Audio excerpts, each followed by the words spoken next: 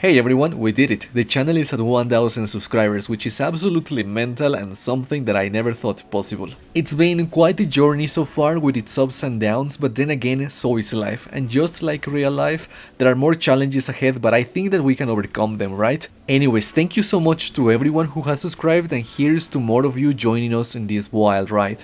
And with that wholesome message said, this is not a 1000 subscribers celebration video or build, that will come later. This, on the other hand, was something that I baked this past weekend and it achieved success, so let us dig into tonight's build. On today's Path of Exile video, I am giving brands a second shot. And for that, I have rebranded the brand Inquisitor that I dropped before the Poison Wander Roided Assassin into an Storm Brand Hierophant. Tongue twisters, am I right? And in this build, I am mostly playing around with obscure stuff that happens to cost a pretty penny, but there is a reason as to why, and this reason has some lore behind it. So for those of you who don't follow me on Twitter, I found a 500-ish physical DPS Seajax from Heist back on the 28th of October. And originally I hit 535 physical DPS after benchcrafting quality and attack speed and using a couple of divines, but later on I got greedy and bricked it back down to 527. Anyways, I listed the axe for 50 exiles and slowly dropped the price until it sold. And I sold that axe a couple of days ago for 30 exiles. So I figured that the smart thing to do would have been to blow a good chunk of that currency on something that I haven't built before.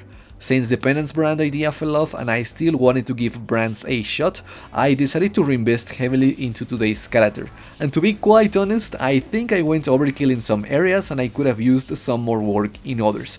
But it's okay, as it got Sirus on Awakener level 8, despite a derpy death from my part, but it was fun and cool, and that's what really matters, right? Right? So for the actual build, we are gonna be going CI, using a Sirus Reflection, Coward's Legacy, Incandescent Heart, Aspect of the Spider, and we are building around Storm Brand as a Hierophant. Buckle up buckaroos, because this is something else. Anyways, if you enjoy the content, be sure to subscribe to the channel, otherwise a rating and a comment are always appreciated. And as always, the video is timestamped for your viewing convenience. And with all of that said, well, what else is there to say? Boomers do love their brands. As always, the skill tree comes first and the ascendancy takes the lead. We are doing Hierophant for the turbo brands, Transfiguration of Mind, mana and mana accessories, and totem charge generation. Pretty simple. This character is a level 92 Hierophant, and I will advise reaching this level at least. For bandits, Alira is a cool girl, I guess. Now, just as a little parenthesis, since we are doing CI and you don't level with CI because that will be actual hell, I'm just gonna focus on the final skill tree. Of course, if you are bent on leveling this until you hit the endgame, you are gonna have to take life nodes instead of any energy shield or mana stuff that this character has allocated. Though I'd like to claim that you should be able to comfortably change into CI by level 85. So for the final skill tree, we need to rush Runebinder, which is going to remove a maximum totem, but it will allow us to attach 2 brands into enemies. We can bypass that totem reduction if we link our totems into a multiple totem support, which we are gonna do anyways, so that's fine. On the way to Runebinder, we are gonna take mana and energy shield stuff, spell crit, aura stuff, armor and energy shield, elemental damage, and a couple of jewel sockets. Also some damage and dexterity on the starting area. From there, we are gonna rush towards Chaos Inoculation, CI. Taking cast speed and mana regen, energy shield, brand crits, shield bonuses, spell crit, more energy shield and mana bonuses, crit multi, more brand stuff, energy shield, spell crit again, shield stuff again, and aura bonuses. However, since we are using a Coward's Legacy, which is gonna make us count as low life while cursed with vulnerability, and it permanently curses us with vulnerability, we're always at low life. I'm great at explaining this stuff, I tell you. Anyways, since we are quote-unquote low life, we can take Pain Attunement for a chunky DPS increase. Also the Jewel Socket and the Spell Crits and Cast Speed mini wheel on top. For jewels, all of them are rare jewels, and all of them have dexterity, increased maximum energy shield, and 2 DPS mods, such as crit multi, cast speed, spell damage, etc. But yeah, that's the skill tree, which is a bit complex and will get a little bit more complex once we start synergizing with our gear, so let us go into that portion of the video. Before we begin with this part, remember that a 527 physical DPS Seajax died for this. You have been warned. The three integral parts for this build are the shield, the belt and the body armor. Let's start with the belt, which is a Coward's Legacy. This belt has crappy bonuses, but makes us count as low life when we are cursed with vulnerability. And guess what? It curses us with vulnerability, as I said previously. So to become pseudo immune to that curse, we are gonna have to use Sirus Reflection, which makes us become unaffected by curses, while also giving us some energy shield, intelligence, resistances, curse reflection and curse effect. And this little interaction is going to run you down approximately 11 exiles, but if you can get them, congrats, you are halfway there. Moving on to the body armor, it is an incandescent heart, and I am doing this because we take 25% of the elemental damage from hits as chaos.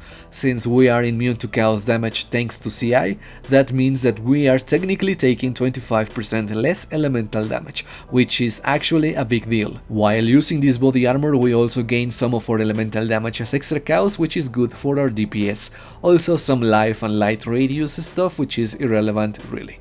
Now let's get the cat out of the bag. Yes, Chevron's wrappings does 2/3 of this entire setup a bit more budget friendly. You could also get more damage by using Chevron's wrappings, but to be totally honest, this is the first CI build on the channel.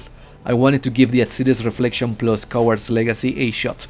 It is an expensive shot. A fun one because it works, but if you are on a tight budget, I will advise using Chevron's wrappings. But that's gonna require chaos resistance everywhere because you won't be using CI that way. In the end though, you do what is best for you, alright? So let's move on.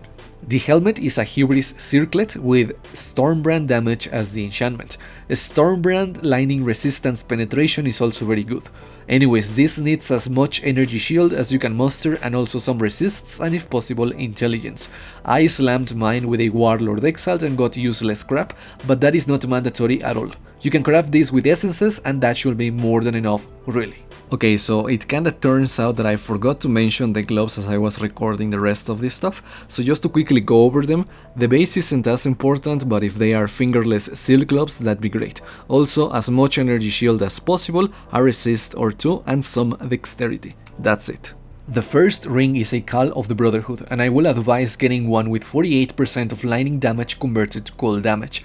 And I am doing this because we need to pop enemies in this build, especially stupid porcupines. Flat lightning damage isn't gonna do that unless you are using Explodey Chest, and we are not, so it is in our best interest to use this ring. The second ring is an absolute chunker, self-crafted and RNG blessed as well. It was Awakener slammed using elemental weakness on hit and increased maximum energy shield. The end result also has tier 1 energy shield and some strength, with both an open prefix and an open suffix. Honestly, I will advise doing the same, gambling it yourself, but maybe try doing it last, once you've covered everything else that you require in this build. The amulet is equally as chunky as the other ring. Spell damage, cast speed, global crit multi, increased maximum energy shield, flat energy shield, resistances, and the cherry on top, assassination as the anointment, which was something that I was gonna do anyways. The amulet is pure filth, and shout out to the guy who had it listed for 15C. My guy, you scammed yourself big time with the trade. As for you, I am sorry beforehand, so in your case at least 2 DPS modifiers and the maximum energy shield stuff alongside a resistance or 2 should suffice, especially if you can apply defense quality to it. The weapon is a wand, and in this case a Congregator wand. You know, one of the new bases that generates charges. Is that implicit worth it? Not really, as we sustain power and endurance charges just by mapping and casting totems, and to be honest, the frenzies rarely pop up. But I am using it because I found it like this on a heist. It came with barely any spell damage, Tier 2 added lightning damage to spells, plus 1 level to all spell skill gems, some cast speed, crit chance for spells and global crit multi. Try to get something similar, or at least something that you can craft on, especially that spell damage and mana hybrid, which is painfully bad on mine. And finally, for the boots, which surprisingly alongside the helmet are the cheapest gear slots. I crafted these guys by using a Fractures base with tier 1 flat maximum energy shield as the locked modifier. and just spammed essences of seal until I hit this. Since we are using aspect of the spider as well and it had an open suffix, they could not have been more perfect, at least for this build's sake. And finally, to wrap up this section, the flasks. First, a basalt flask with bleed immunity, though try to get more charges so that you can use it twice. Also a diamond and a Sirus Promise and a wise oak. If you want to, you can replace the basalt with either a silver or a sulfur flask for more damage. Also, if you want to, you can replace a Sirus Promise with a bottle faith if you have that. And for the gem setups, on the body armor we've got a Storm Brand linked to Divergent Energy Shield, Awakened added lightning damage, Divergent Swift Brand, Conk Effect and Anomalous Inspiration. No gem swaps required and everything here is mandatory, especially Divergent Energy Leech, you know, as the survival mechanic. On the gloves, Anomalous Brand Recall and Flame Dash both linked to low level Arcane Surge and Second Wind. On the helmet, Anomalous Zealotry, Discipline and Precision, all of them linked to Enlighten level 3. On the shield, Frostbomb and Baal Righteous Fire, optimally linked to an increased duration. On the boots, Divergent Vitality at level 1 and a Lightning Golem. And on the wand, Wave of Conviction linked to Spell Totem and multiple totems, you know, to overcome Runebinder's penalty. And now, let us wrap up this boomer. With all honesty, I am glad that it worked out in the end. Sure, it is a currency sink and in some cases may be seen as not justifiable. It is using some very big boy mechanics and also I cut plenty of corners not blowing more currency into it. We are also using a Storm Brand which by all intents and purposes is not a single target skill. It is best at mapping, but since I didn't feel like using Penance Brand, I decided to tackle a Storm Brand instead 100%. It wasn't bad, and it was actually quite fun to play with, and I am pretty sure that I could have gone even harder on the DPS with a better wand and maybe influenced gear, but it was pretty good either way. Was it worth it though? I don't know, I took the shot because I sold a pretty cool weapon and had currency to screw around. At the end of the day, I should be able to resell everything at the same value that I got it at, so it's not that big of a loss, so maybe it was worth it, just to see how fun it was. Which it was, and that's what matters in the end. Though I could have done better in the Sirus fight, but you'll see that in a bit. Anyways, just to wrap it up, play it. It was fun. Though keep the cost in mind, cause you know big boy gear requires big boy currency. Also, before I go, we are at 1k subs, which is mental. This is not the video to talk about it, but I will leave a pinned comment with my plans. There is a build that I wanna recreate from a year ago which was some of the most fun I've had playing this game, and I think that we should celebrate 1k subs with that, even if it isn't like capable in today's Path of Exile, since it was created before the rebalance of the Conqueror's expansion. But still, check the pinned comment for any ideas that I may have. And with that said, I am done for today. Thank you so much for watching today's video, and if you enjoyed it, don't forget to subscribe to the channel. Take care, have a nice weekend, and I hope to see you on the next video. Peace out. Die. This is doomed.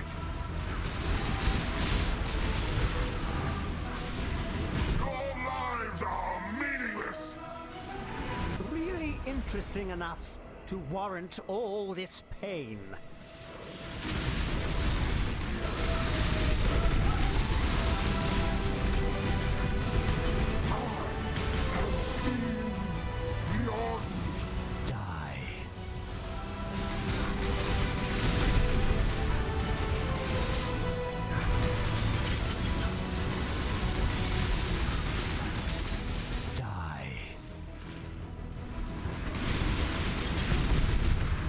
City is nothing.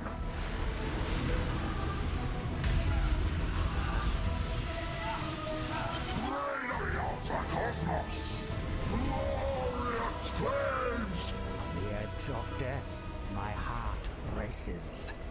I am alive.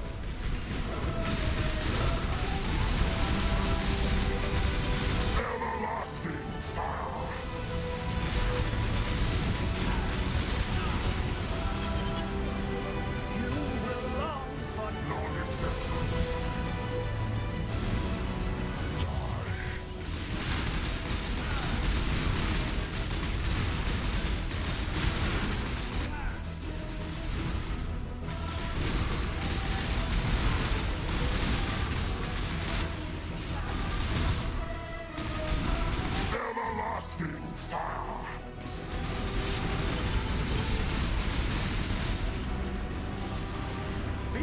the thrill of The void.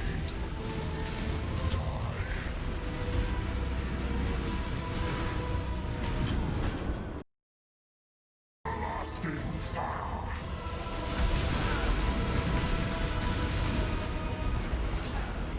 meaning. Is